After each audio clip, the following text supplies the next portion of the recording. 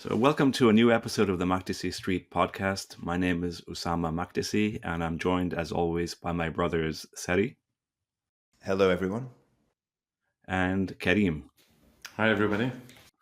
And special thanks as well to our producer Sina Rahmani, who reminds us to tell all our listeners and viewers to please kindly subscribe if you are so inclined, and to like and give a 5-star review if and when you can on whatever platform you are listening or watching this episode. We also want to remind you that we started recently a Patreon subscription, and we're getting it up and running. Next week, in fact, we're hoping to record a Q&A.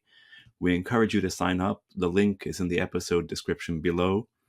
We have one tier for all the bonus content, but you're welcome, of course, to sign up for higher tiers if you're so inclined and want to support this show. As I said, we plan on posting bonus content in the Patreon feed, on the Patreon feed, and we will soon, as I said, next week have a Q&A, which we to answer questions that you Patreon subscribers submit to us. So that's enough of the technicalities, and now we move on to the regular show. We're really delighted to have with us today Peter Beinart. Peter is a professor of journalism and political science at the Newmark School of Journalism at the City University of New York. He is also editor-at-large of Jewish Currents. He's an MSNBC political commentator, a frequent contributor to the New York Times, and a non-resident fellow at the Foundation for Middle East Peace. Peter also writes the Beinart Notebook newsletter on Substack.com. Peter, welcome to Makdisi Street.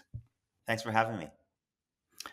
So, Peter, we'd like to start with just a very basic question, more a biographical question about you. If you could tell our viewers and listeners a little bit about yourself and about your journey with and through Zionism. Sure. Thanks for having me. So my parents are South African Jewish immigrants to the United States. They arrived just not long before I was born. And I think that Zionism was pretty much a taken for granted and unquestioned kind of political affiliation when I was growing up. And when I think about why that was, I think, first of all, the figure of my grandmother, I think, loomed large for me growing up. She was born, most of South African Jews are from Lithuania and Latvia, but she was actually born in Egypt, in Alexandria. Her family were from Izmir and from the Isle of Rhodes. And then she moved to the Belgian Congo in her teen years, and then to South Africa, where she lived the rest of her life in Cape Town.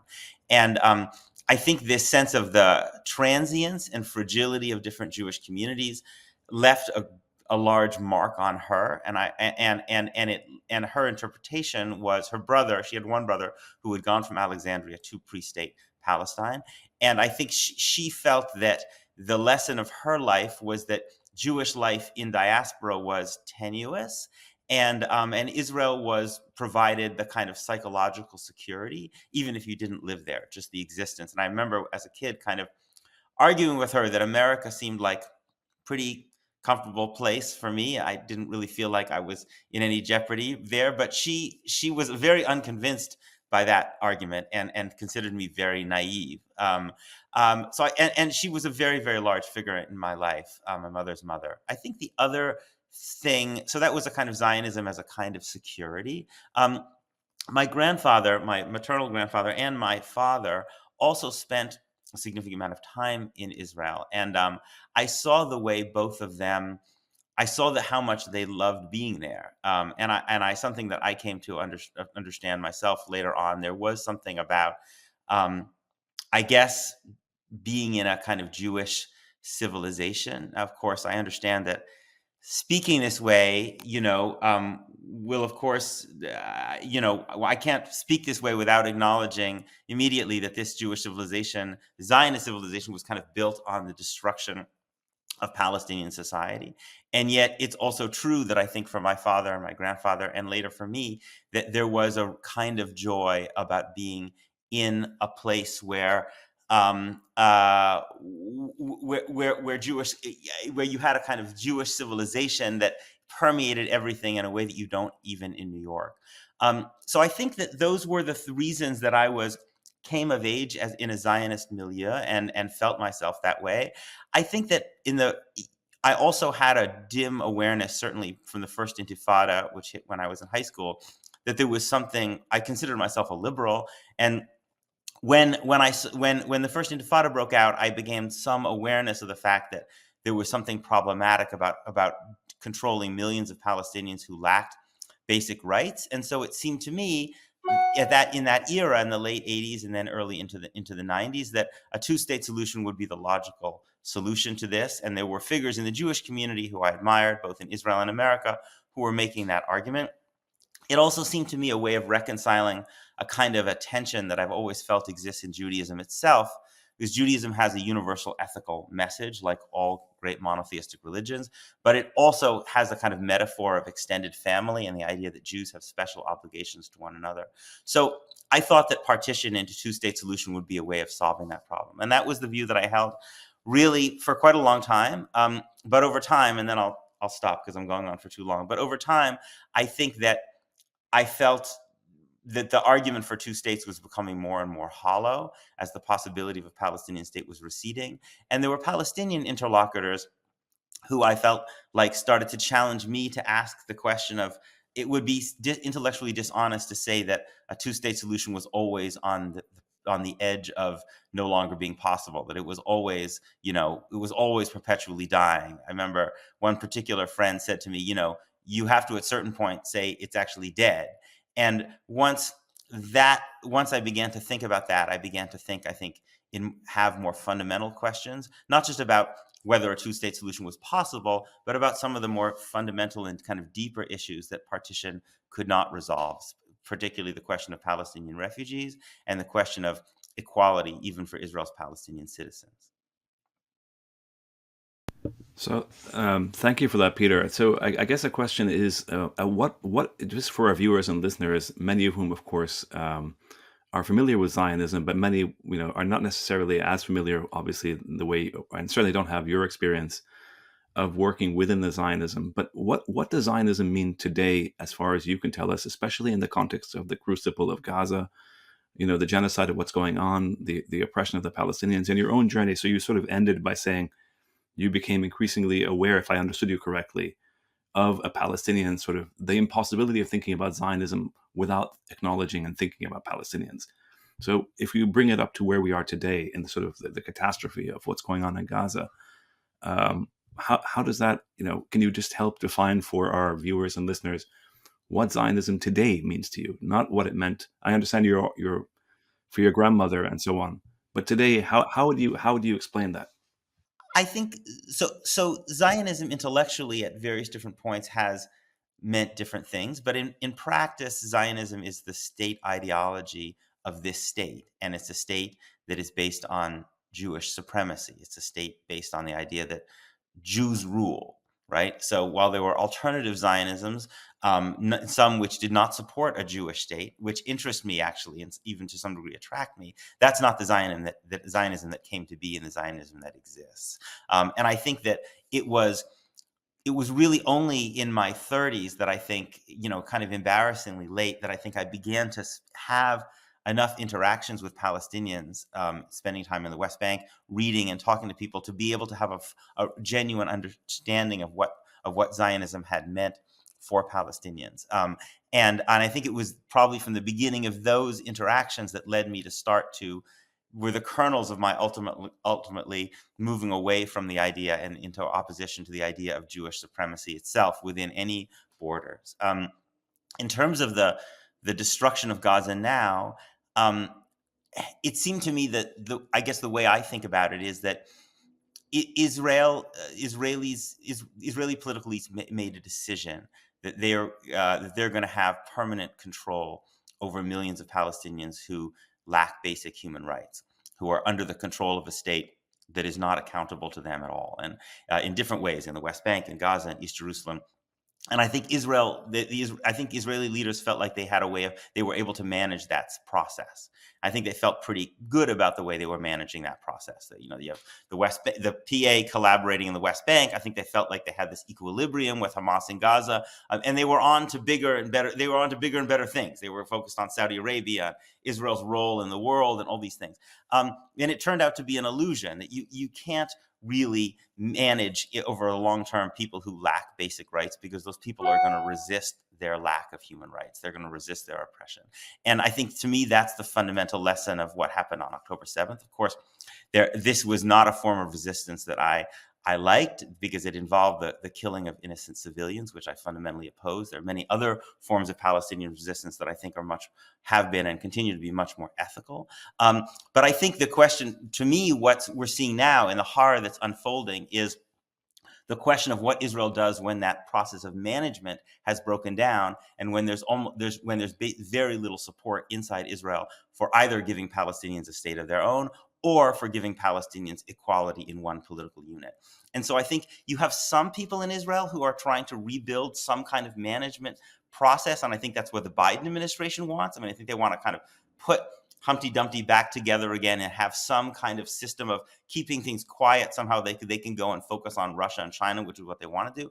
But I think the people in Israel, in the Israeli government, who have the most coherent view, have a view of expulsion, which is that they also recognize that this management process probably can't be put together. And so their answer is to basically try to reduce the Palestinian population so much that it stops being a threat, and so that managing it becomes much easier, right? And I think that, they may not speak in these terms, but I think they may be dimly aware that this is how countries like the United States dealt with these similar problems when we had these large native populations that had been kind of pushed into smaller and smaller areas and that were resisting. We didn't solve that problem with a two-state solution, right? And I think that's something that was worrying me even before Gaza, and now really terrifies me.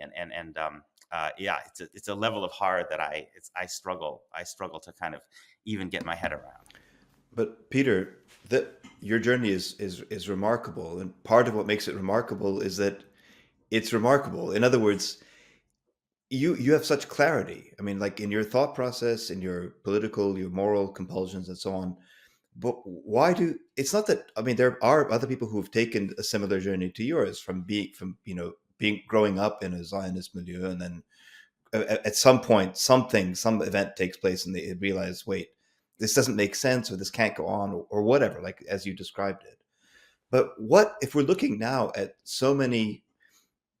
Well, actually, let me preface this by saying it's clear, especially among younger Jewish communities in the U.S., that I think, when organizations like the ADL or AJC claim to speak on behalf of American Jews, they're no longer capable of representing. I mean, American Jews aren't a monolithic bloc, but nevertheless, even though there are plenty and plenty of younger Jewish Americans, and no doubt older ones as well, who are turning away from Zionism and embracing Palestinian rights, and so on, there's still plenty of American Jewish institutions and individuals who still hang on. So take us inside their head. I mean, take us, like, how can it, when people witness what they're witnessing, or maybe that's the point, maybe they're not witnessing Gaza, when an event like Gaza is taking place, what enables people to look at it and still say, yeah, I justify that, or it's okay, and how could people? I guess the question is, it's a naive question. How can people still cling to Zionism today, in spite of it being what it is? And somebody like you can have clarity on this path, but what makes you you? This is something I'm really struggling with, and I don't think I have a clear answer. I would like to have a better answer. I think first of all, human beings do have a great capacity to filter out information that is extremely uncomfortable to them, if they are at a remove from that information, right? Again, I spent part of my childhood in apartheid South Africa, and white South Africans, including people who I loved, were very able to rationalize what was happening. I think about many men, in some ways, including myself, I have to say, with some shame, before the Me Too movement. And how many people were able to be in work environments where there was things that were happening. They weren't even, let's say they weren't perpetrators, but they were kind of able to just kind of go on with their lives because, how many every day I walk past homeless people in New York City. And maybe sometimes I congratulate myself because I give them $1, but oftentimes, am I distraught by it? I go on my day, I don't know. So it's a terrible thing about people. We have this capacity now, and I don't, and I have that capacity. I think that that part of there is a series of rationalizations and arguments that get deployed by people, which I think are defense mechanisms.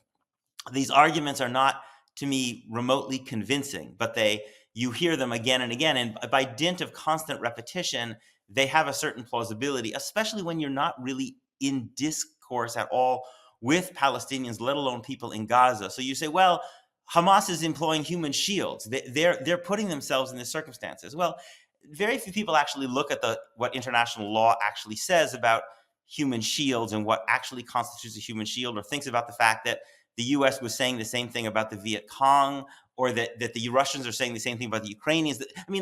If you really deconstruct that, or you say that, how can we trust the numbers? These things are ways of emotionally keeping one at a distance. And I think, I think partly it's because partly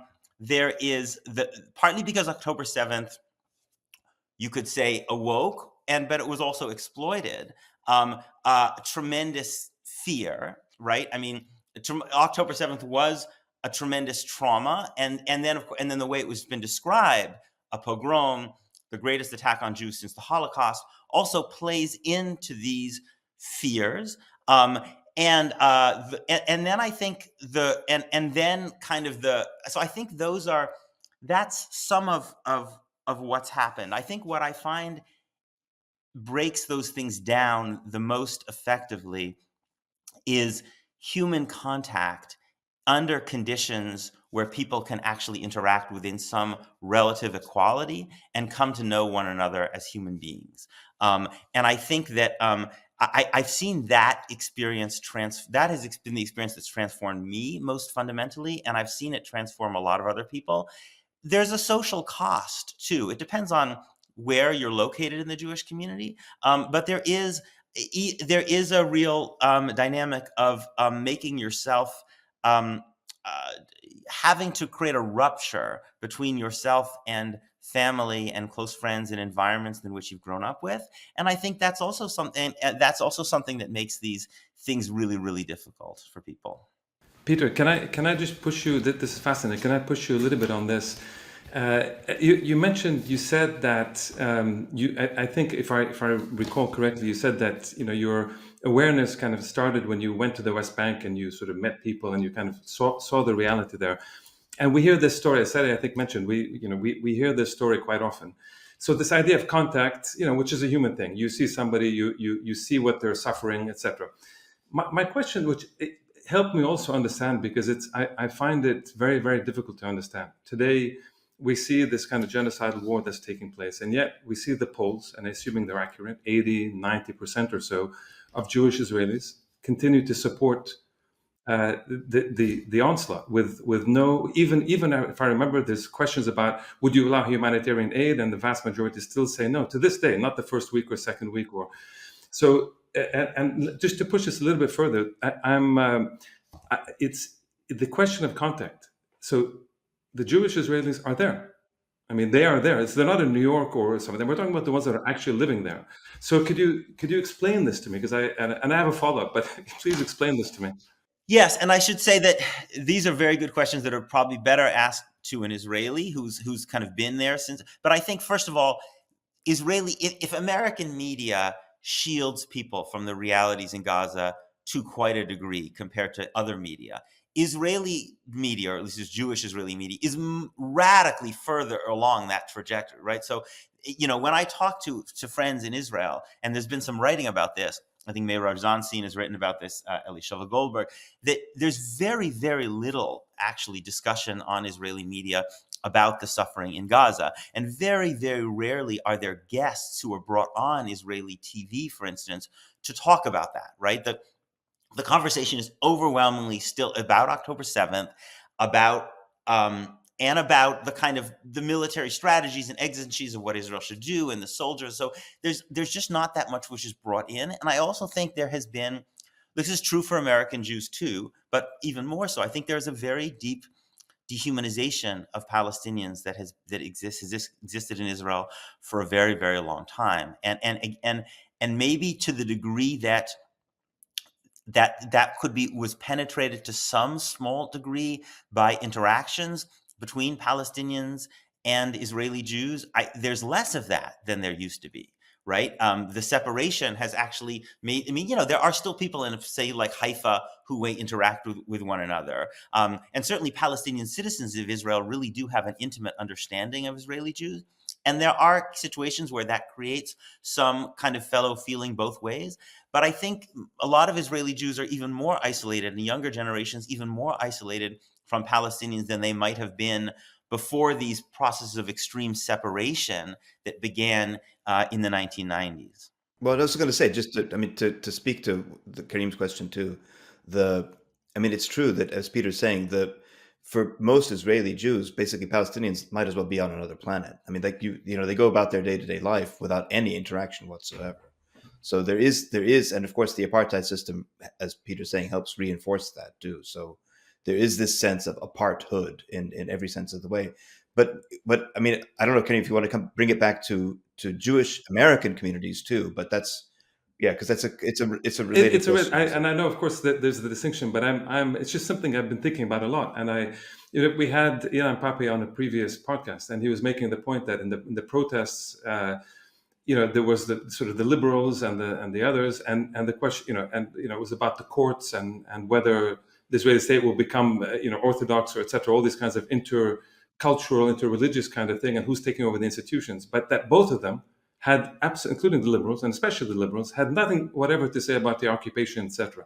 So even today, when we see protests against the Netanyahu government, again, it has, from what I can see from the outside at least, it has zero to do with what's going on in Gaza or the occupation or any of this kind of stuff. Maybe a fringe, but for the kind of main part of even those opposing the Netanyahu government and the kind of proceedings, they don't bring up Palestinians even to this day, unless I'm wrong. It's just, I know this is not, this is in a different kind of context than you're living in, obviously, but it would be interesting to hear how you explain this. So there was, in these protests against the Netanyahu government, there was a group called the Anti-Occupation Bloc, which did come from the Israeli left and did try to make a connection between the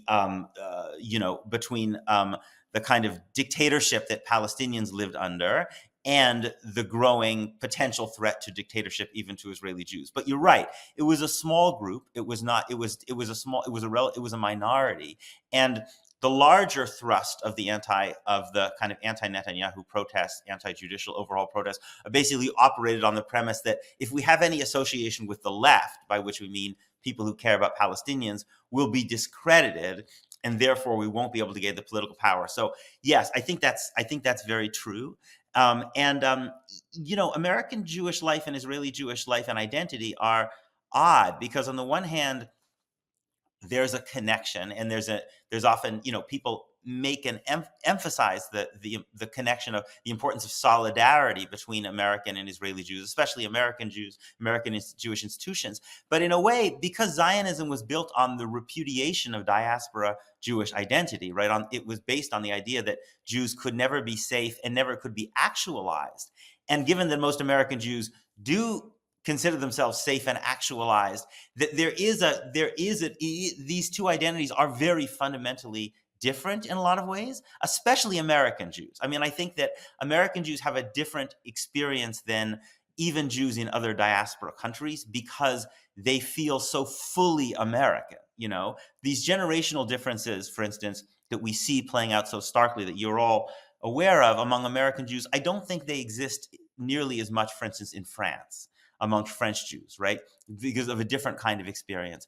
But among American Jews who have kind of quite deeply invested, many of them, in American liberalism, some of them even American leftism, but some kind of idea that we have thrived here because of the pursuit of equal citizenship.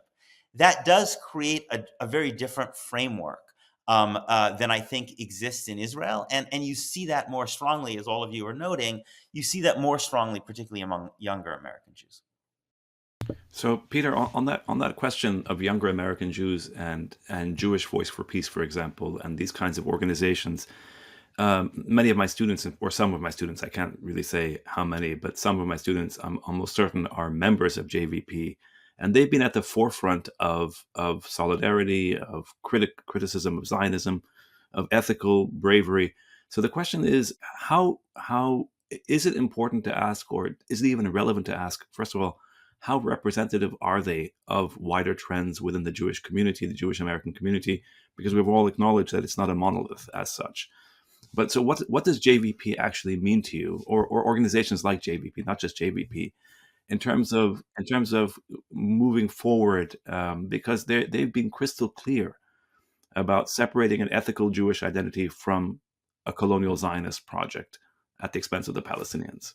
Peter, can I ask you as well, before you, sorry to interrupt, but could you explain what JVP is to those who would be outside America that don't know what it is, please? Thanks. Yes. So Jewish Voice for Peace was an organization, I think Jewish Voice was founded in the 80s. I'm not 100% sure, maybe. But Jewish Voice for Peace has been an organization. It was not originally officially anti-Zionist, but it was always very skeptical, and it is now officially anti-Zionist. And it essentially, I think it sees itself as a Jewish partner to the Palestinian liberation struggle, in which its role is to support that struggle, but also give a way for Jews to identify themselves as Jews and be part of that struggle. And so, in a way, the stronger that larger movement grows, the stronger Jewish Voice for Peace grows. And Jewish Voice for Peace also grown stronger because of Israel moving to the right, which has alienated some American Jews, and also the wars. I mean, every time there's a terrible war, I think it produces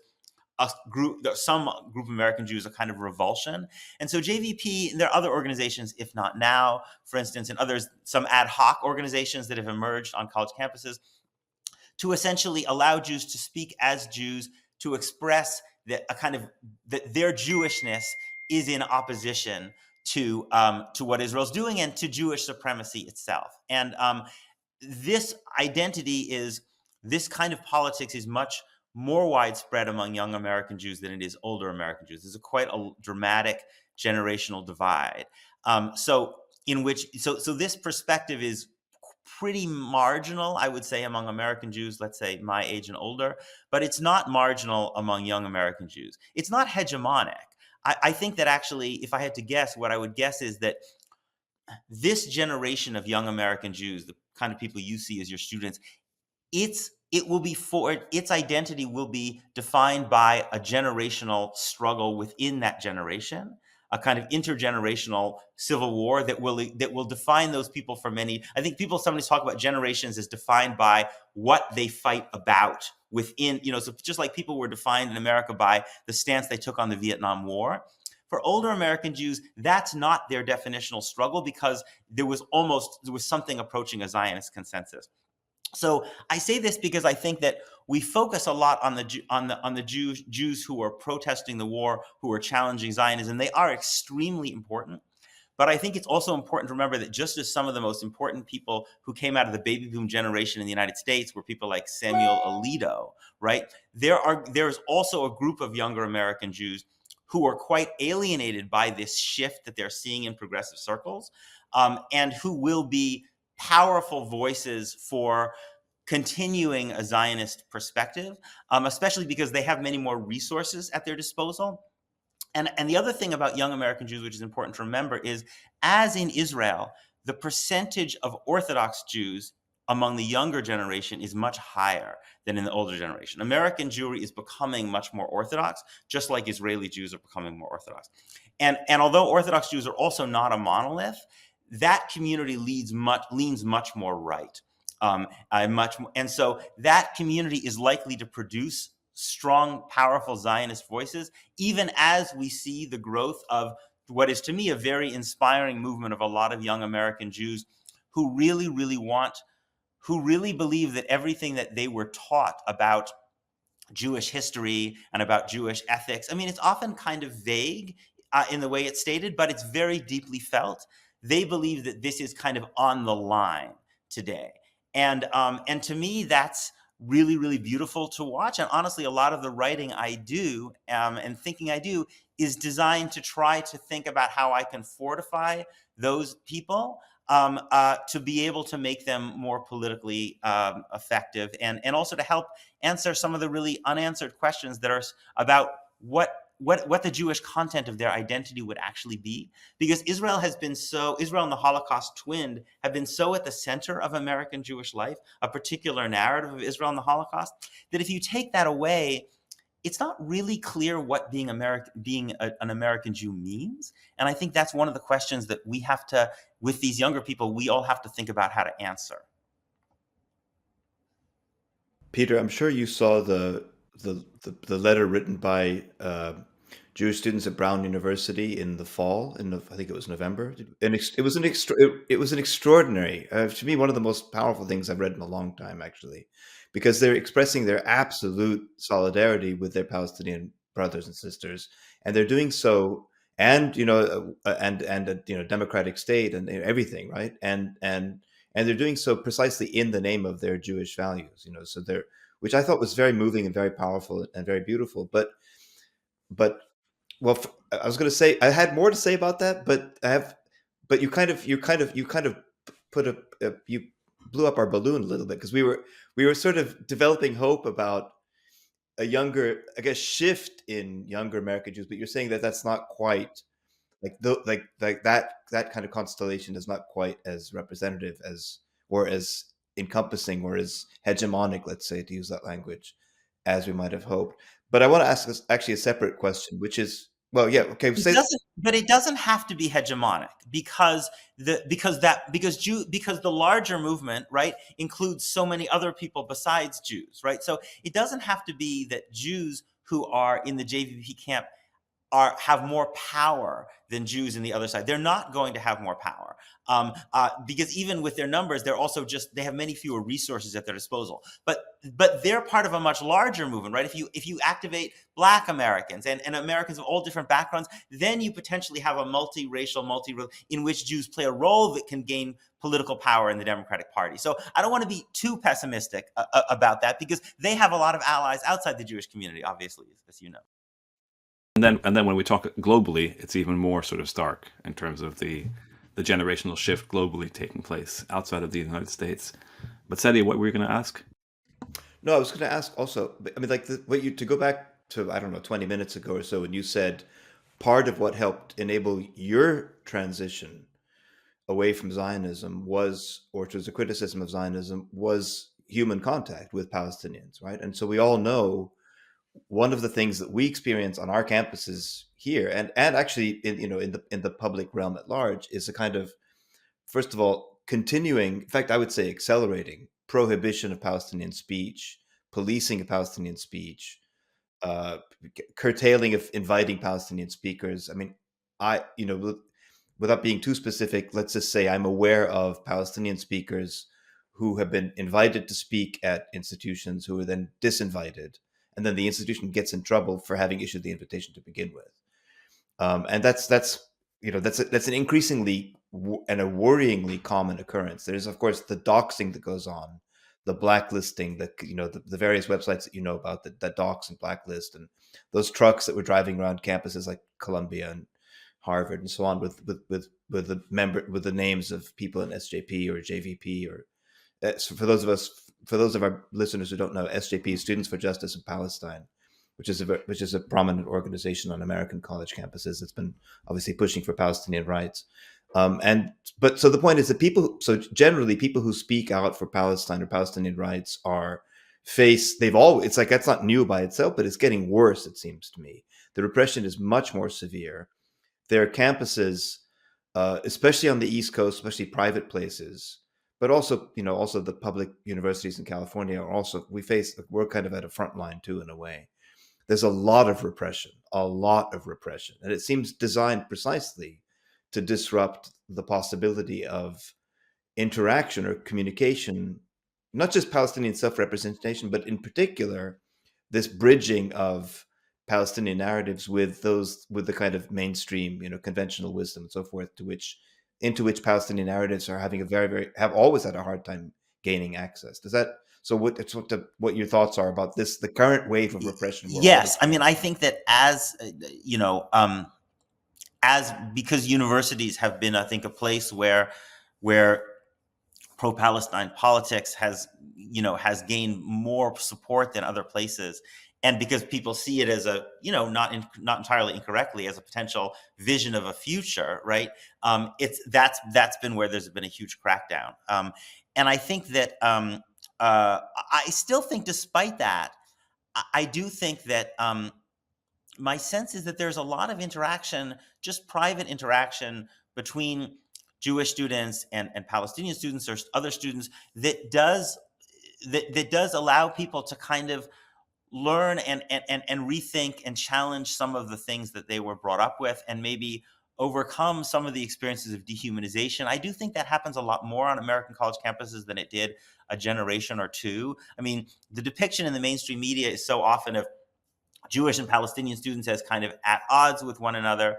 But I think that I'm often struck by how that, you talk about those brown students. I actually know some of those. I know some of those brown students who did not grow up with those views. Even in high school a couple of years ago, the transition sometimes in college is quite dramatic because there's still not very many Jews who are growing up in anti-Zionist families. Most are growing up in some more, in some stronger than others, but mostly in a kind of Zionist milieu. There are very few non-Zionist synagogues in America, for instance. I do think there is another group of Jewish students who experience this pro-Palestine kind of politics as very threatening to them. And I think it's something I've been struggling with, but you find that even when I go on college campuses, you talk to different group of Jewish students, and you ask them the question, how much anti-Semitism is there on campus? I find you get very different answers from different groups of Jewish students, essentially depending on where they are ideologically often. And I think that I think the Jewish students for who are further away from and don't have as much personal experience with people in Palestine activist circles, I think are more likely to interpret some of that stuff as anti-Semitism. And I also think there's a way in which on some campuses being a Zionist has become makes you a kind of pariah in ways that some Jewish students find really, really frightening and alienating for them and kind of bewildering. And sometimes there's not a clear enough distinction between Jewish identity, being Jewish, and the term Zionist. So I've heard I hear stories about people who, get called Zionists because they're wearing a kippah on campus or something like that. But the universities have responded, as you said, with these crackdowns. And one of the things that's ironic to me about the crackdowns is sometimes the crackdowns even affect Jewish students themselves. So, for instance, at Columbia, when they suspended SJP, they also suspended Jewish Voice for Peace. And what's amazing about that is, if they had suspended another Jewish organization, let's say they had suspended, the pro-Israel Jewish organization, everyone would have seen that as an assault on the right of Jewish students and as an act of anti-Semitism, right? But because it was the Jewish group that they suspended was Jewish Voice for Peace, no one vocalized that as a threat to the rights of Jewish students or anti-Semitic. Actually, the Anti-Defamation League said, "Thank you, Columbia, for keeping Jewish students safe," even though they had suspended a Jewish group. So that's part of there's just a kind of general unwillingness, I think, at the establishment level to acknowledge that there is not a consensus among younger American Jews, because it's very inconvenient to actually acknowledge that. So, Peter, on this very point about what happened at Columbia, what's happening at Berkeley, what's happening across this country, and Karim, I'm sorry, I know that you're overseas, so it's a different kind of question for you. But I'm wondering, so to what extent is it that there are people, I mean, because I see people who say the most absurd things to me that strike me as absolutely patently absurd, like saying that Berkeley is an anti-Semitic place. I mean, it's just, on the face of it, it's absurd. There's no question that there's a growth of Palestinian solidarity work by students, including by Jewish Voice for Peace and other Jewish and non-Jewish, Black, all sorts of students of all sorts of races and ethnicities and religions who are increasingly, as you said, as you acknowledged, turning to seeing Palestine as a global sort of ecumenical question and cause, one of ethics, one of basic humanity in the face of desperate dehumanization that's epitomized in the genocide in Gaza. And my question is, do the faculty, and I mean, this of course is, you can't really answer this because you're not those faculty members, but do those who are older, for example, first of all, it seems to me that do the people who are constantly ignoring JVP, constantly ignoring ethical Jewish students who are anti-Zionist, constantly talking about this crisis of anti-Semitism on campuses, do you think they actually believe this, or do you think this is just this is what I'm always struggling with. Do they actually believe these things? But when they make it, it seems almost I don't know how to say this, but they're always focusing only on their feelings as opposed to the reality of what's going on in Palestine, which is as clear as day to anyone who listens. Do they actually believe it is the question, or is it cynical? No, I think they are focused. They are focusing on this to the exclusion of what's happening in Gaza, which I think is to me it's just hard to understand how anyone cannot put what's happening in Gaza at the center of their moral universe when talking about this. And at an institutional level, I think there is a lot of cynicism, but at an individual level, because I have talked to many faculty and students when I speak, there are many for who genuinely believe this. And I think I'll say a few things about this. First of all, sorry, believe what, Peter? Just can you specify? Believe that anti-Semitism is a very major problem. Now, the first thing is that there actually is scholarly research that suggests that when the IDF kills more Palestinians, there's a study done about the US, one done in Australia, and one done in Belgium over the last 15 years, that reports of anti-Semitic incidents go up. So I think it's not actually the fact that we would be seeing more anti-Semitism, genuine anti-Semitism, I'm not talking about kind of bullshit anti-Semitism, is actually probably true and supported by the scholarship. And I think one way of hypothesizing it is that there is some group of people, not most people, but there's some group of people that's not making a clear distinction between Israel as a state and Jews as a group of people. I mean, remember, we also saw after September 11th, we saw a big increase in people in attacks on Muslims, right? People were not making a distinction between American Muslims and Al-Qaeda. We see attacks on Chinese Americans when people get riled up about the Communist Party in China. This is, I think, a dynamic that you see across a lot of different groups. And so, yes, there are situations where again, I talked to a Jewish student. I won't mention the student who's basically transferring from the liberal arts school he's going to because he was, someone, yelled like dirty Zionist at him when he was coming back from synagogue wearing a kippah, and somebody made a joke about his Zionist name. So these things do happen, and I think they're unfortunate, and I think it's important to be very clear about this distinction. There's another thing which is also happened, which I think is that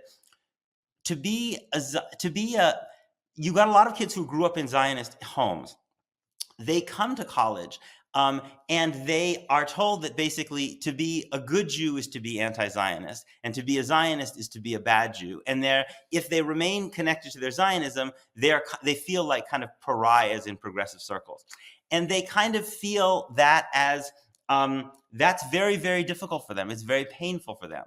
Now, is it anti-Semitism? I don't know if it's necessarily anti-Semitism, but we don't have an equivalent necessarily. Let's say you are a South Asian kid. You grew up in a community in which your family and your community love Narendra Modi, right? You come to campus, basically, and you get asked, what is your position on Hindutva? And unless you say, I'm against Hindutva, basically you say, well, you're not basically welcome in these progressive circles. I think that to me is a kind of an equivalent of the kind of thing that a lot of Jewish students are dealing with. I agree that this stuff is weaponized and used very cynically, but I also think that there is a felt experience for people, and I talked to such folks, relatively recently, that is not cynical. For them, it's experienced as a kind of an exclusion. And partly what they're wrestling with is the fact that it used to be possible to be a Zionist and be a progressive in good standing. And in a relatively short period of time, in certain progressive circles, it's not been. And that is experienced for them as a trauma. On that point, Peter, I mean, Sally and Katie, jump in when you guys want, please. But on that point, Peter, is that necessarily? I mean, isn't that inevitable? In other words, you said earlier that you, I don't know if you said you grew up in South Africa or you were in South, or I don't remember. I'm sorry, I apologize if you, but you have experience in apartheid South Africa, or you have memories of apartheid South Africa. So if somebody is like a white Afrikaans or a Jewish person in South Africa who let's say, I mean, obviously there were people who were communists, there were people who were deeply opposed to apartheid, but there were those who supported apartheid. Let's say a person who supported apartheid should feel uncomfortable. Why is that? I mean, why is that? Why is that from those who are outside of the community? In other words, why isn't that the inevitable thing that people who grew up, identifying with what you described earlier candidly as a supremacist ideology today? Why is that a bad thing that they should feel uncomfortable? And why is that even? How is that even remotely anti-Semitism? Is my question. No, it's look. You should be. I think I don't think there's anything wrong with being made to be uncomfortable, right? Universities are about people are supposed to come in with inherited ideas, have those ideas challenged, and be made uncomfortable and learn from that experience. And yes, to learn to rethink what I do think is a kind of supremacist state ideology is, I think, a valuable thing. I think where this gets, one of the ways in which this gets complicated is because of the need to disentangle Zionism and support for Israel from Jewishness. And the problem, I think that the problem is that sometimes that distinction is not made clear among people who are kind of anti-Zionist. And also, it's not made clear in Jewish institutions itself, right? So this is a point that I've made a bunch of times in kind of my own writing, but that if Jewish organizations want people to make a clear distinction between their opposition to Zionism and their view about Jews, then American Jewish institutions have to do the same thing. But American Jewish institutions often don't do that. They actually say that to be a Zionist or to support Israel is an inherent part of Jewish identity, right? And so, and I think that is actually that conflation is actually part of what actually makes it more difficult to keep the two things separate. And it's that conflation that I think sometimes crosses over into anti-Semitism. Could I ask?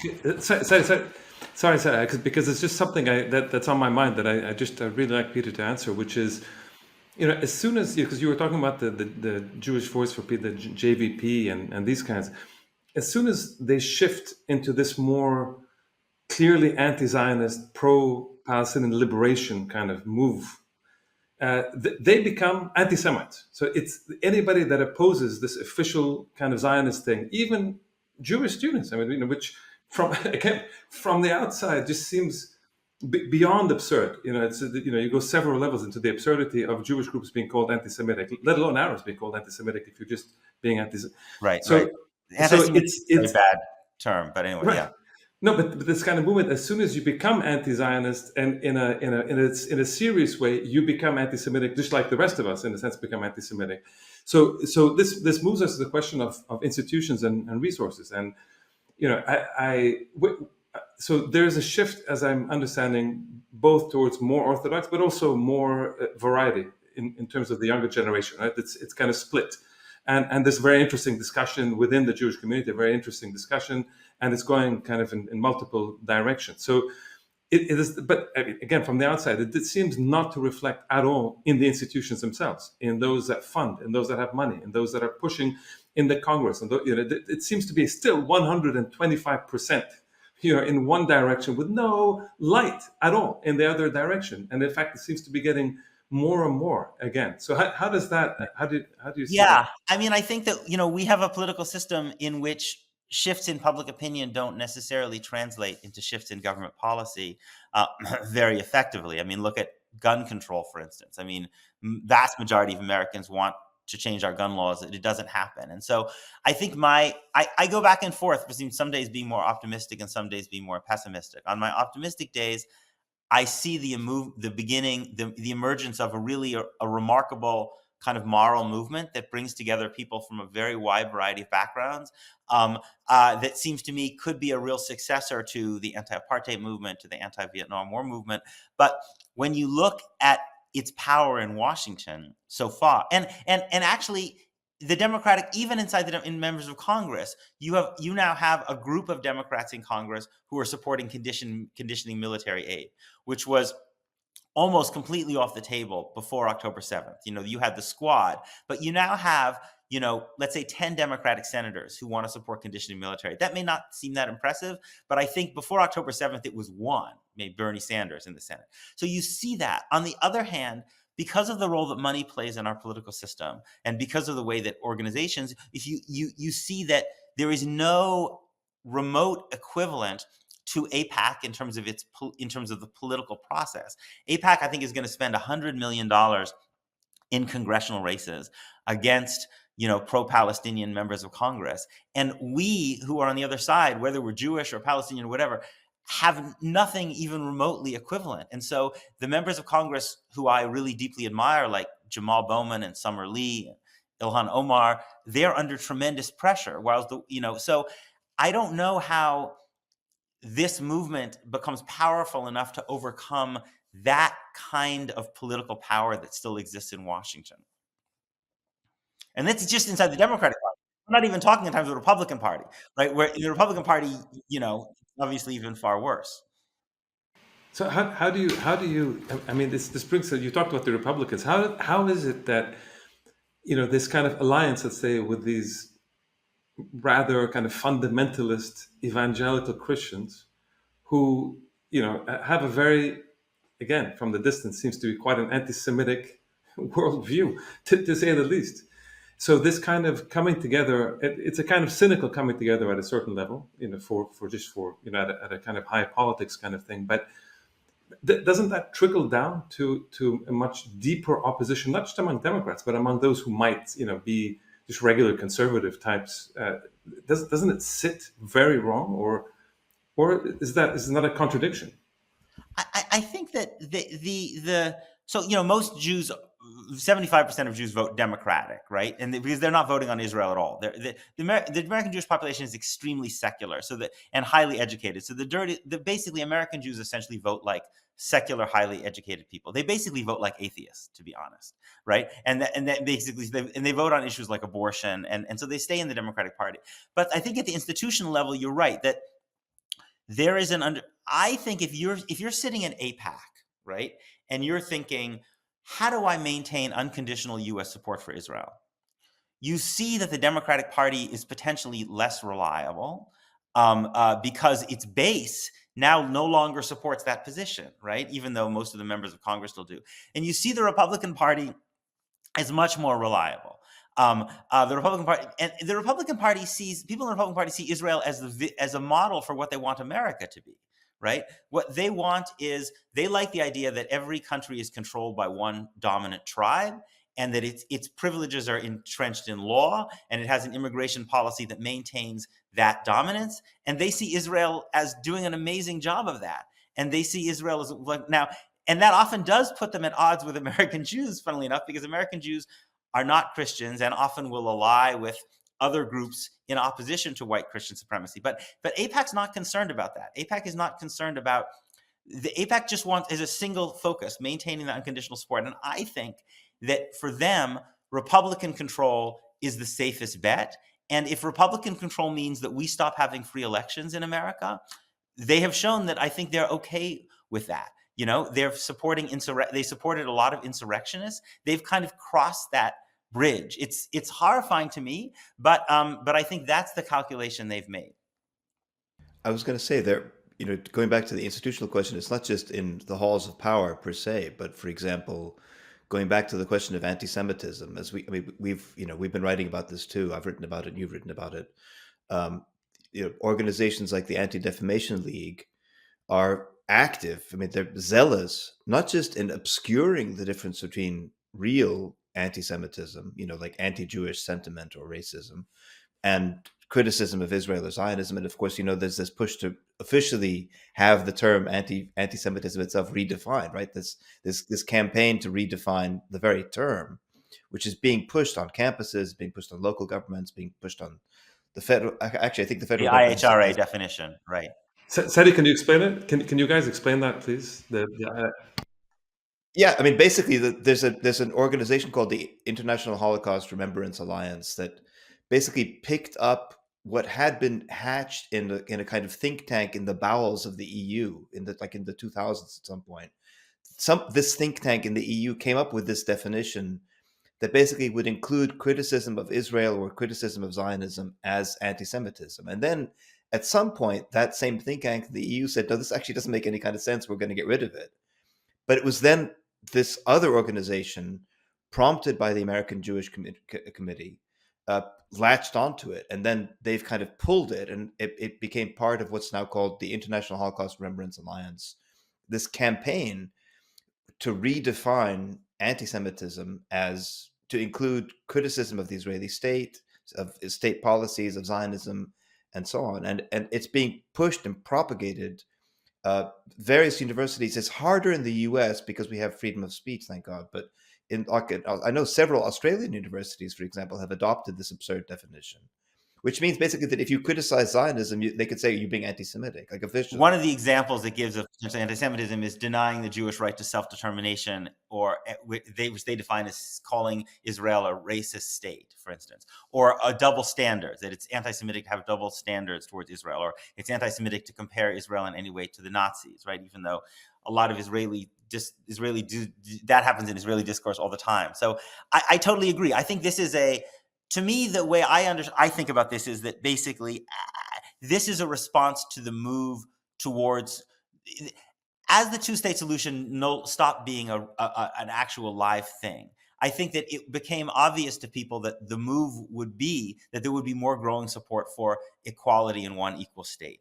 And so in order to foreclose that, the move has been to basically define that as bigotry, as anti-Semitic, right? It's very perverse, right? Because then it says, well, it's not bigotry to support a system of Jewish supremacy in which millions of Palestinians don't even have citizenship, or at best have second-class citizenship. But I think that, yes, that's the move. And I think what's so depressing to me, and again, you know this, sorry, I mean, all of you know this too, is that this definition, propagated by people like Jonathan Greenblatt, has very little support from actual scholars of anti-Semitism.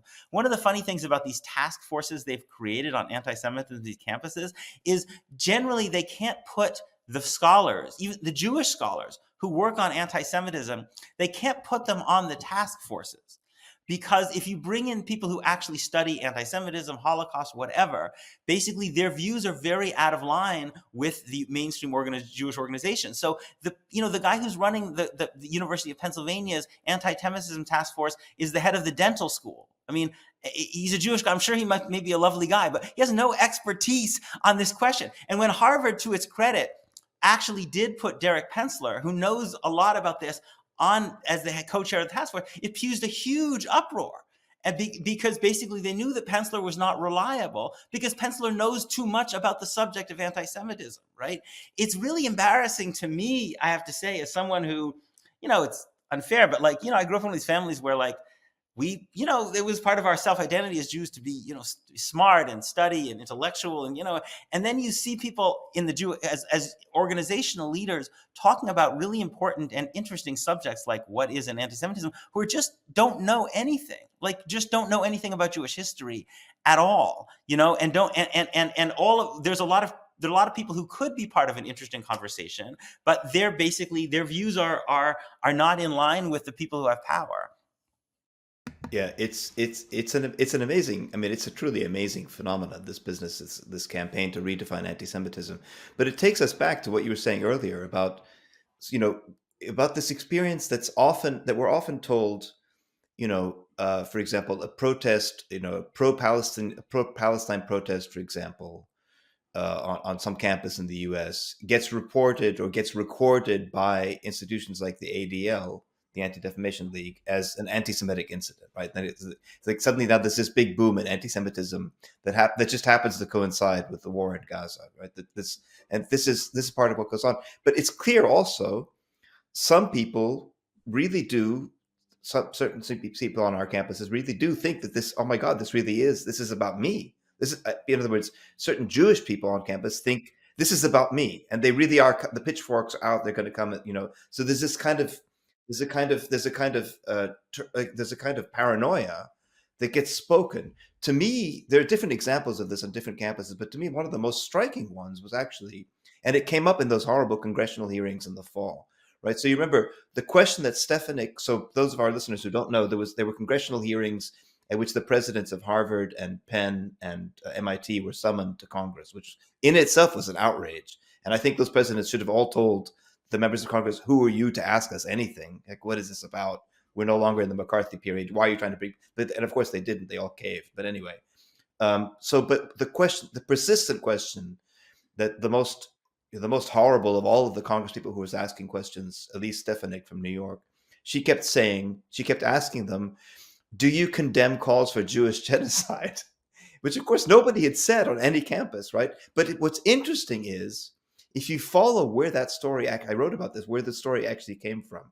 There was a protest at UCLA at which I was present. I was in the back. It was a student protest, but I was watching it. And the students were chanting what is one of those chants that we've been chanting since the 1980s. Hey, so-and-so. In this case, it was either Biden or Netanyahu. I don't remember. We charge you with genocide. Back in the day, it was, hey, Sharon, we charge you, but Sharon is gone. But so now it's Biden and Netanyahu. We charge you with genocide.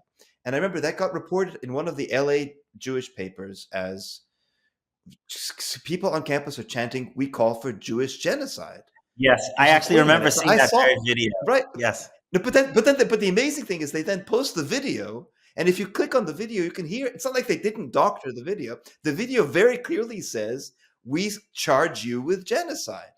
So it's like, but obviously somebody internalized this and it became this paranoid, expression. So in other words, it's not just, there is cynicism and manipulation, but there is also this incredible paranoia. Think, look, there's also, Stefanik was focused on this phrase, globalize the Intifada and Palestine from the river to the sea, right? And I think that part of part of the challenge of the educational challenge is that Palestinian discourse or pro-Palestinian discourse, I think has a set of assumptions and frameworks that for not for all Jews, but for many Jews are simply completely unfamiliar, right? And so if when many Jews, not all Jews, but when many Jews hear the words intifada, they think of suicide bombings in the second intifada, right? And so if they hear globalize the intifada, what they think is people want to, I don't know, blow up the Jews here, right? That's and if you hear Palestine from the river to the sea, for Palestinians, they think, okay, there was a vision of a secular democratic Palestine. There was a historic view about what Palestine represented. Again, that's for many Jews, not all, but just completely alien discourse. So if you hear, Palestine from the river to the sea, obviously what you mean is this is a place where there are no Jews anymore, right? And so I think that this is where education is just really, really important, right? It's like to have a kind of process of education in which people understand where the roots of these, what the roots of a particular kind of discourse are. I will say that I don't think that, I don't necessarily think that the slogan "globalize the Intifada" is the wisest slogan to be. Even though Intifada, whatever. I think that sometimes the slogans, to me, and this is something Rashid Khalidi has kind of alluded to, sometimes to me the slogans are not the most effective slogans in terms of widening the group of the kind of potential elements of support. But I also just think there's a lack of understanding about how to interpret certain phrases. And yes, then of course there are a lot of cynical actors who basically are invested in the idea of taking the most threatening interpretation of anything that someone says, right, and basically saying, there, see you go. But Peter, on that point, on that very point, it seems to me that no matter what Palestinians say or do in the US or in Europe or anywhere else in the West, they're going to be misinterpreted, deliberately misinterpreted by those who are willfully, deliberately, I would say almost narcissistically deciding that it's not about Palestinian humanity and liberation, it's about something else. You see what I'm saying? I mean, so whatever the slogan is, I mean, it used to be a secular democratic state, then it's the Intifada, whatever the word is. I mean, so the language itself, I agree that language, of course, is important. but you're saying two different things. On the one hand, you're saying that there is an increasing number of both Jewish and non-Jewish, of course, Muslim, Christian, and other communities who are in solidarity with Palestinians. So there's actually, the trend is actually going in one direction. And you're saying that there are those who remain fearful, almost deliberately fearful, because they either refuse to engage with Palestinians, they don't talk to Palestinians. I'm struck even on my campus here how many people who are professors, I'm talking about, who are committed to Zionism, but rarely come and ever engage with me or with other people who act on Palestine. They have their own separate sort of discourse. So my question is it really a question of the slogans, or is it a question simply ultimately of, as you said earlier, ideology, power politics, conviction, or whatever it is that you want to say? So that's one question. But I have another question. I want to circle back. Maybe let me answer this one first, and then just so I don't forget it. I don't think I think these things can both be true. I think it's true that there has been a dramatic growth in support among young American Jews and among people of all different backgrounds who are progressive for support for Palestinian liberation, which is, and I also think sometimes I think that growth could be even faster and even greater if the discourse that was coming out of Palestinian solidarity circles had more of an emphasis on the idea of equal coexistence than it does. Now, yes, would people cynically take whatever Palestinians say and interpret it? Yes, that's absolutely true. But you also don't want to make it any easier for them than it needs to be, right? And so that's how I would hold. In terms of the question of the Zion, in terms of people who are in a Zionist space with their professors or something, I think people cocoon themselves off. But I also think it's really, really, I also get a sense, you can tell me if I'm wrong, that it's not always so easy for people. The question is, there's also a question of how much people who are in Palestine, who support the Palestinian cause, how much they want to talk to Zionist students or professors, right?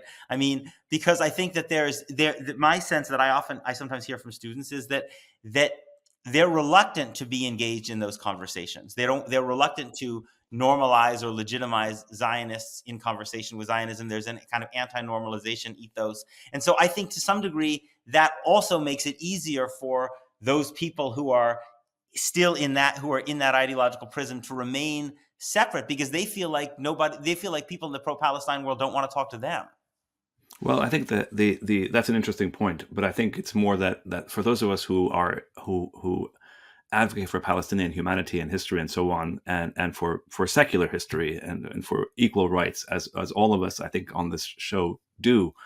The difference is that we have always been exposed to Zionist discourse. We've learned all the arguments from A to Z. In terms of all the arguments, we've been exposed, we've listened, we've debated, we've had these discussions, and I think this is probably the same for almost everyone of our generation, let alone, I don't know, the younger generations. But we've been exposed to this time and again. Whereas the interesting thing is to see how fragile the Zionist position has become on campus, where they're not able to actually intellectually argue with us or with other people. It's quite interesting. It all becomes, and maybe correct me if I'm wrong, but it seems to have rather than engage intellectually or ethically, what happens is it all becomes about anti-Semitism, because they can't really argue for the oppression of the Palestinians. If you start focusing on Israel and Zionism and the colonial state, the West Bank, Gaza, East Jerusalem, it's very difficult to say, oh, this is a good thing. I totally agree with you, which is actually why I think people who are defenders of Palestinian human rights should engage in those arguments, because I think they have the stronger position. But I'm curious, if someone asked you, I don't know, some Berkeley professor who was a Zionist asked you to do a debate, would you feel comfortable doing it, or would you think it was? I did it. I did it actually. Oh, okay. I should watch that. I did it, and I did it before October 7th, and I've done it in other places after October 7th. But I want to go back, Karim. Maybe you want to jump in on this as well, but because Sadi seems to have issues with this technical stuff. But you mentioned earlier ethical resistance, Peter, and so in the context of the genocide in Gaza, and it's a term I know that you haven't used the word genocide, but I mean it's not here to catch you up. But just a question: what is to you ethical resistance, given the appalling reality of Palestinian life in Gaza right now, in the West Bank, in East Jerusalem, inside Israel, in terms of, in other words, the second class citizens? What does ethical resistance mean to you? I'm just curious, because it's obviously a debate that we all have, everyone always has, but what does ethical resistance To mean to me, you? ethical resistance is resistance that does not purposely take civilian life. So I think obviously nonviolent resistance, but also I think under international law, if you're under occupation and you attack soldiers, to me that there's an important difference. I mean, I'm not an international lawyer, but I think also under international law, but just for me morally, there's a distinction. So that's what I mean by ethical resistance, and that's why I think that I could never justify the killing of civilians in Israel on October 7th. Now I understand that it's true that America and Israel have hardly made ethical resistance for Palestinians easy, right? In fact, they've in a whole series of ways essentially shut down lots of forms of resistance that I think are ethical. But I think that to me that's a very important distinction: a resistance that takes civilian life versus resistance that respects so that civilians should be off limit. Peter, can I jump in? I mean, this is really interesting, and also it's difficult. I mean, it's difficult to have these kinds of conversations, especially on something that's going to get put online, frankly. But it seems to me that the idea of ethics is also a question of, are you talking ethics for an individual or ethics for a community? So there is an ethical viewpoint, that is to say that self-determination and liberation is the overriding ethical thing for a whole community. And so to say that there needs to be an ethics on both sides that are the same, etc., in a vastly asymmetrical power setup in which, for example, on the Palestinian side, as we know, of course we all know that the idea of Oslo, there was, okay, they gave up and they were told over and over and over, you give up and no terrorism and no this and no that, and okay, so there was 10, 20, 30, whatever years of this kind of stuff, and the situation materially on the ground got much worse and worse and worse. And here we see in Gaza something that, frankly, many of us thought was always going to happen. Maybe not at that day or that time, but this notion of ethnic cleansing, the idea that the Nakba has always been there, that the Nakba is a process, that the Nakba is something that was always going to kind of continue at a certain kind of date. That there is no restraint on Zionism, particularly since geopolitically, that the United States, and we see this through Biden, let alone Trump, but Biden even more so than Trump, giving an absolute green light to the point where now we read that the Americans want to open a base on Gaza. In fact, as I saw, they're already sending in trucks through Gaza, no food, no water, nothing, but somehow trucks that are going to go build an American military base in order to make things easier for the Israelis to continue their attack in Gaza. So what does it mean to be ethical when you're under siege and you've been under occupation and you've accepted the premise of conflict resolution, and you've kind of gone into we accept 20% of historical Palestine, and we'll give up the idea of a proper state. You're basically a statelet with a kind of corrupt Palestinian Authority, and all this stuff. This was accepted. Even Hamas kind of went along that line for a number of years. So at what point, if the whole idea of Zionism, forget the Palestinians, let's say Zionism in its just pure form that is detached from Palestinians and from the fact that people live on the land. If the very idea is to talk about an age-old ethics for Jewish self-determination, where is the self-determination ethics for the Palestinians? And so how does that then, how do we think about ethics that's not just a liberal individual kind of way? So it's a really big question that I don't think I can do full justice to. But I think, again, because of my own experience, I influenced in the way I think about these things by how the ANC thought about these things. The ANC practiced armed resistance. It abandoned nonviolence in the early 1960s. It had an armed wing. But its strategy as I understand it, was based on the idea that white South Africans were not going anywhere. And so the ANC wanted to think about how it was going to put more and more pressure on the regime without creating a dynamic where it would alienate white South Africans, because it felt like they were ultimately going to need to be part of the solution in this free multiracial South Africa. And perhaps it also had a sense that the way it conducted the liberation struggle would have an impact on the way it behaved in power. And so I think that's one of the reasons that the ANC tried to walk the line of not going after civilian targets. They did military installations, industrial sites. There was actually a moment, there were other people in the anti-apartheid struggle who did do attacks on civilians, and the ANC actually kind of distanced itself from that.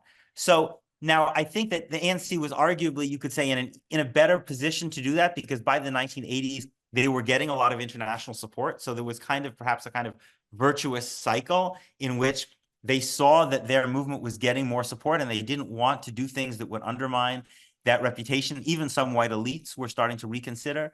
But I think that I think that the reason that I think it's important to try to hold this line, even though, again, I know that's easy for me to say sitting here in New York City, is first of all, I think it has an impact on the long-term relationship between Palestinians and Jewish Israelis, who I think are ultimately going to have to live together. I pray under conditions of full equality. And secondly, because I think it has it will have an impact on the character of the movement itself when you kill innocent people, and because those people's lives are precious, like the lives of all people are precious. I mean, I'm trying to, and I think that's a reasonable response. I'm just trying to understand this kind of connection between a state that, again, outside, and this is outside the American context, right? So a state that talks about itself as the Jewish state, representing the Jewish nation, which is, what it is, and any kind of responses to it. I'm talking about militarily, politically, otherwise. I'm not talking about on campuses in America.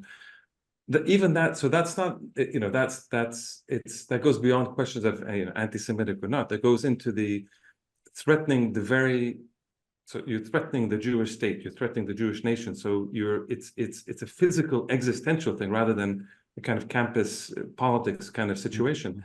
And so you talk about the questions of the ethics, even at the level of saying, okay, non-violent ethics, which I think is kind of what you're aiming at here. But in particular in terms of the attacks on civilians, and I share this. But if you look, even here I'm in Lebanon, if you look at what's going on here in terms of the resistance attacks, there is an absolute deliberate avoiding of attacking civilians as it is. Whereas on the other side, You mean by Hezbollah? By Hezbollah, and yet on the other side, there's now been just in this past couple of months, there's been about 50 Lebanese civilians that have been killed. I'm not even talking about the fighters, but just in terms of there've been about 50 civilians killed.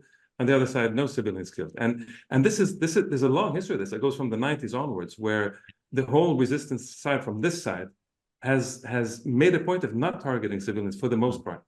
And yet even that, there's no, so if you do a resistance that doesn't attack civilians, you're still not given anything. But if there's something that targets civilians, that should be interpreted even within, as you mentioned, international law. There's criteria, in international law. If you do this, it can be a war crime.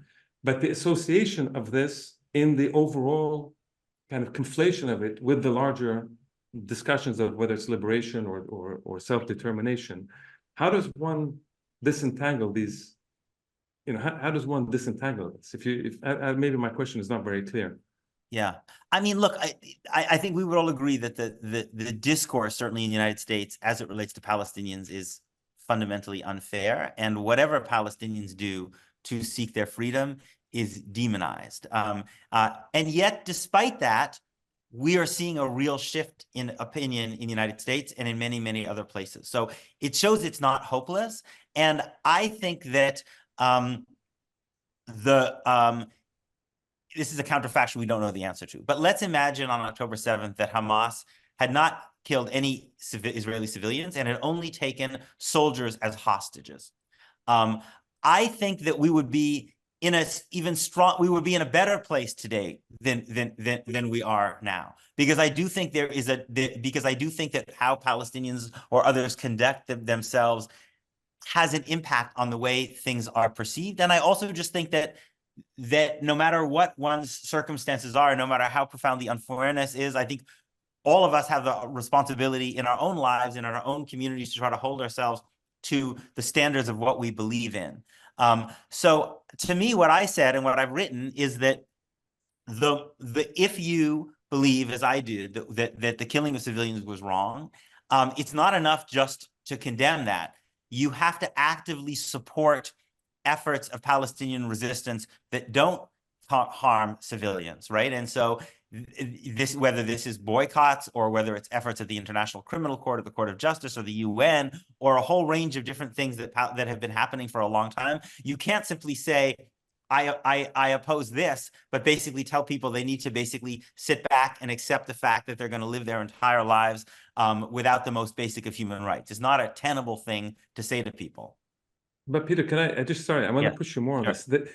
So you mentioned the ICC, you mentioned the ICJ ruling, you mentioned kind of BDS, all these movements. These are all movements that are outside, right? These are movements that are outside of Palestine itself. Or the Great March of Return in 2018 in Gaza. Right. So exactly. So I think that's a kind of the reference of the Great March and this kind of stuff, which in a politically speaking kind of negates the whole Oslo process and negates what all these institutions have been doing for the past 20, 30 years, from the US, the Europeans and others, which is this division of the Palestinian body politic. Yes. So in this sense, is it not ethical to push for example, this is not for you, but sort of on the Palestinian side, to say the reformulation, for example, of the PLO, you bring in all the different groups, and you have a national thing that represents all Palestinians inside and outside, and so there needs to be a way to support that even from the Jewish side, if they're pushing for a kind of equality in a sense, in representation. Yes, I mean, I think obviously this is a conversation that I'm not particularly qualified to be part of, but Osama and I actually talked about this last week. It's amazing the degree to which the support for Palestinian liberation has grown without a coherent Palestinian leadership, which is offering a vision. If the PLO reconstituted itself and basically offered a vision, I don't know whether it was still for one separate Palestinian state or whether it was for equality and justice in one state with rights for all people, I think that would make actually the movement in the United States, including among Jews, that much stronger, because you don't have the equivalent of what you had with the Freedom Charter for the ANC. You don't have a Palestinian leadership that's saying we will militantly resist until we have full equality and justice. And our vision is for a place where Palestinians and Jews and everybody else are safe and equal and all free. And we believe that our liberation will be your liberation. I think if there was a Palestinian leadership that was saying that, I think it would actually, this trajectory that we're on in the United States, including among Jews, would actually just accelerate. But that was the PLO. No, I was going to say that's the interesting thing, is that was the definition of the PLO. Originally was a single democratic and secular state, right? But then that got But I take your point that if the PLO were to embrace a democratic and secular state now again, I think that would change. I think you're right. That would change the dynamic. I think it would. Again, there are complicated questions, which is to say, like, what's the, can this equal state reflect in any way Israeli Jewish collective identity, right? So I think there are questions about this. I think that I've been particularly affected myself by Edwards. I was reading Edward Said's essay, I think he wrote in 1999, with his vision of one equal state, or Ali Abunima's book 2007, because it specifically said things like, this is a place where the Hebrew language can flourish. Like, it also spoke about the existence of a Jewish culture within a condition of equality. But I agree. I think that reformulating that vision, I think, would be very powerful in this moment. And Albert Harani, of course, said that in 1946 in his testimony to the Anglo-American Committee. So exactly this very point of a secular democratic state where Jews can thrive as Jews without being sort of It's been repeated. it's been over repeated and over yeah, many but decades. exactly Right, but you're not exactly. hearing it from either Mahmoud Abbas or from the leaders of Hamas right now. No. But as you said, the conditions are what they are right now. So Yes. we'd like to wrap, Peter, if you don't mind, since we've taken you, we've engaged you long enough today. But what would you say to we grew up, Sadi, Karim, and I all grew up with our mother and our father always telling us there's a distinction between being Jewish and being Zionist, and our opposition is to Zionism, not to people being Jewish. My mother grew up with Jewish, friends and colleagues, and so my father. And my question is, what do you tell people, given what Karim said earlier, that Israel is constant, and not just Israel, but the established organizations in this country like the ADL are constantly conflating being Zionist with being Jewish, and you see this also on campuses being reflected by those who advocate for Israel, in the context of an extraordinary genocide that's been live streamed before the world, so everyone can see what's going on in Gaza and the horrors of Gaza. What would you tell our listeners and viewers who are mostly going to obviously be overwhelmingly sympathetic and coming at it from a Palestinian perspective? What do you tell them about the need for this distinction? I mean, I would start by saying that Judaism is much, much older than Zionism. Zionism is a movement that emerges in the late 19th century. Judaism, is a tradition, a religion, a culture, you could say, that's existed for 2 millennia, a rabbinic Judaism, and it's vast and it's diverse and it takes many different expressions, right? So to narrow it, to associate it with a state and the ideology and the actions of a particular state is as absurd as saying that Islam equals what Saudi Arabia or Pakistan does, or Christianity equals, I don't know, what the United States does, right? And so I think that so it's really important for people to do exactly what you're doing, to distinguish these things, and also to have reference points to people who are to also to be able to reference points to Jews themselves who are making this distinction. And I think part of the challenge for us who want to make that distinction is trying to answer the question. It's not clear what Jewish identity in Israel without Zionism is, right? I mean, it's not clear. Except maybe for some ultra-Orthodox Jews who've always rejected it, right? It's not even very clear in America, because Zionism has been put at the center, especially in recent decades. We have a lot of work to do to essentially fill in the gap of kind of what actually is a meaningful, what are Jewish communities like if they're not built around this? What does Jewish religious practice look like? Since in most synagogues in America, you have the prayer for the state of Israel, you have an Israeli flag, and very oftentimes you have a prayer for the Israeli military incorporated into the service. So that's the work that we have to do. But I think the work for other people is just to remember that just as they would not want their religious tradition boiled down to the actions of a particular state, that they should recognize that they shouldn't do that for Jews. Okay, thank you for that, Peter. Karim, Sadi, any last questions before we wrap? Or I think we've really appreciate your time, Peter. Karim, go ahead. One last question. No, I just because you mentioned that, I'm really curious about when Joe Biden, because I mean Joe Biden just gives me the creeps, frankly, now when I hear about him. But he made that statement saying, he keeps repeating that he is a Zionist, right? And he seems to have his own definition of what that is, which seems to be fairly mainstream. Which is to say, and he actually articulated, and I'd like to hear what you think of it, which is, I think, I'm paraphrasing. He says something like, there has to be, so we have to kind of protect it at all costs, whatever, because that's without Israel, Jews won't be safe. And I found that, Karim, I can tell you, I can quote it verbatim for you. Yeah. Without Israel, not a Jew in the world would be safe. Not a Jew in the world. I'm quoting him. That's exactly his quotation. He said it more than once. So when he says something like that, and let's say you're in the Arab world, you're somewhere, and you're thinking, well, okay, this conflation that's coming from the center of the world, the empire, declining empire, but nonetheless still the empire that's building bases all over the Middle East, wants to build a base now in Gaza, let alone other places. That's built now recently in Jordan, that has a $1.2 billion embassy here in Lebanon. So how does one, I mean, please respond.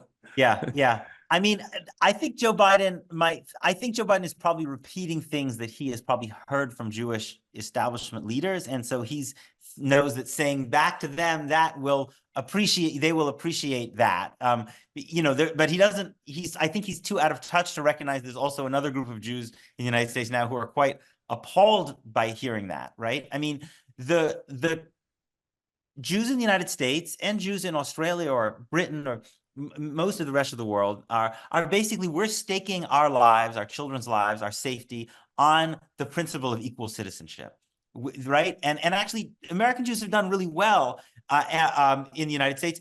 And the more America has moved towards equal citizenship, the better American Jews have done, right? American Jews benefited a lot from the civil rights movement. It removed some of the social barriers the last social barriers that prevented Jews from basically being welcomed totally everywhere. So to me, the way I would respond to it is that there's a struggle between the principle of ethno-nationalism and the principle of equal citizenship. And there's and the problem is that American Jews and you see this with Biden too. On the one hand, he wants to fight against Trump and say, no, we don't want America to become a white Christian supremacist nation. On the other hand, he's basically saying that Jews can't be safe unless they have their own ethno-nationalist project, right? And so that seems to me one has to have a clarity about that. My fear is that in a world of growing ethno-nationalism, in which Israel is a model and also is aligned with Modi's India and Orban's Hungary and maybe Trump's United States, that's actually not a good world for Jews, because Jews are a conspicuous minority, and every conspicuous minority, it seems to me, is not likely to do that well with a rising ethno-nationalism. And I wish Joe Biden understood that. Thank you, Peter, and thank you, Sadi and Karim. And we look forward to having more discussions in the future, and hoping for an immediate ceasefire in Gaza. Honestly, absolutely. Okay, absolutely. Take care. Thank you. Thanks a lot, Peter. Thank you, Peter. Bye-bye, everybody. Thank you, My Peter. pleasure. Well, that was a really fascinating discussion with Peter, Karim, and Sadi. That was we touched a lot of subjects. Karim, you really pushed him at the end with the question. We both pushed him on the question of what is ethical resistance, and that was very interesting. I think his answer was very interesting, and the whole question of the separation of trying to explain to our listeners and viewers the whole question of, again, what we grew up with, separating Judaism from Zionism, and yet at the same time he was kind of a realist about what's happening in America and what's happened in the U.S. So what do you guys think? I was hoping for more optimism, but I guess no, you're right. It was what he said was was more sober and more realistic about the prospect for change in the U.S. This is not something that's going to happen overnight, and I guess change never does happen overnight. But I think the work he's doing is very very important, and these conversations always remind me of the way in which our parents raised the three of us to from the beginning, like from the I was there in the 1960s, believe it or not, and I still when I was a kid, when we were all kids, I remember very clearly our parents telling us there's a difference between Jews and Israelis, between Zionism and Judaism. Like, this is fundamental to how we were raised. And I know the three of us, with our children in turn, we've passed on that same message to make this distinction. It's just incredible to see so many powerful institutions in the US, and of course the Israeli state, trying to do exactly the opposite, to say, no, there is no distinction. These are the same thing, and therefore criticism of one is criticism of the other, and so forth. And that's kind of, it's not depressing is the wrong word, but that cynical conflation is something that everybody should be pushing back against, in not just, in the context, obviously, of Palestinian liberation, and in the context of free thinking in general. Karim, what do you think? I agree.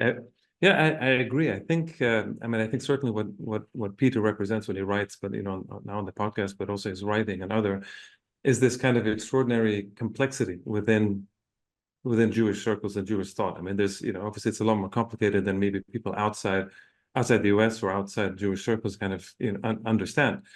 But I thought it was interesting that that this notion that the Jewish Voice for Peace, the JVP, and these kinds of more hardcore, more left anti-Zionists within the Jewish kind of circles, as they become more, I'm not going to say violent, but more, more, what's the word I'm looking for here? Visible. More visible, stronger, more visible in terms of what they're doing, what they're saying, and how they're doing it.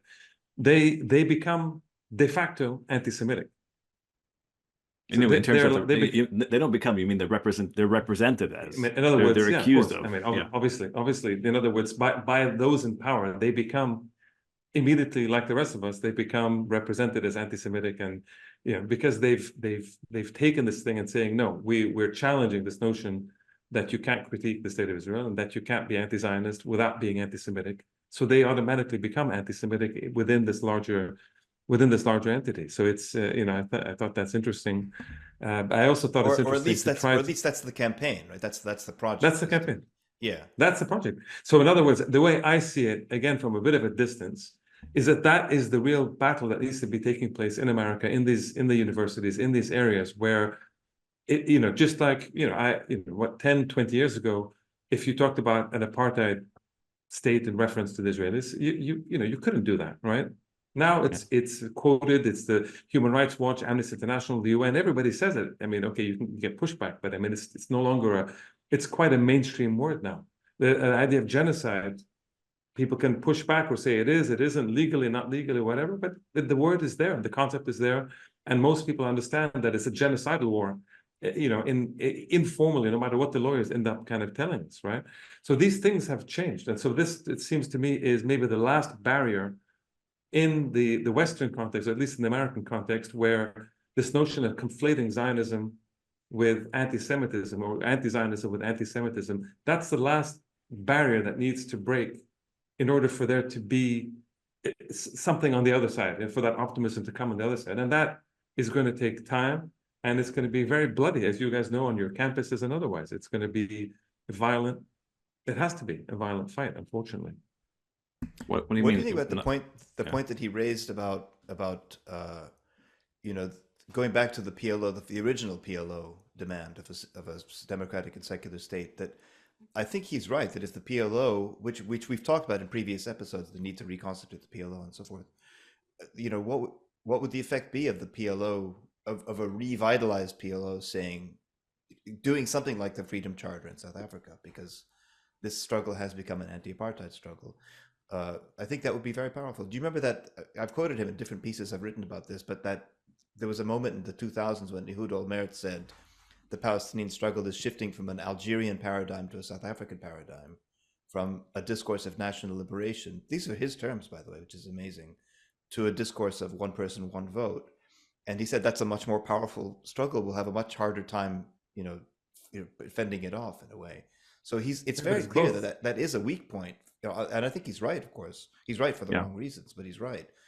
That is clearly a weak point on their part. So the more Palestinians embrace the discourse of secular democracy, the more powerful that will be. But of course, that's not what all Palestinians think. I mean, after all, right? No, obviously, and also everything depends on what happens. But Sadi, I mean, Karim, everything depends ultimately on how the genocide in Gaza, what brings it to an end, and on what terms.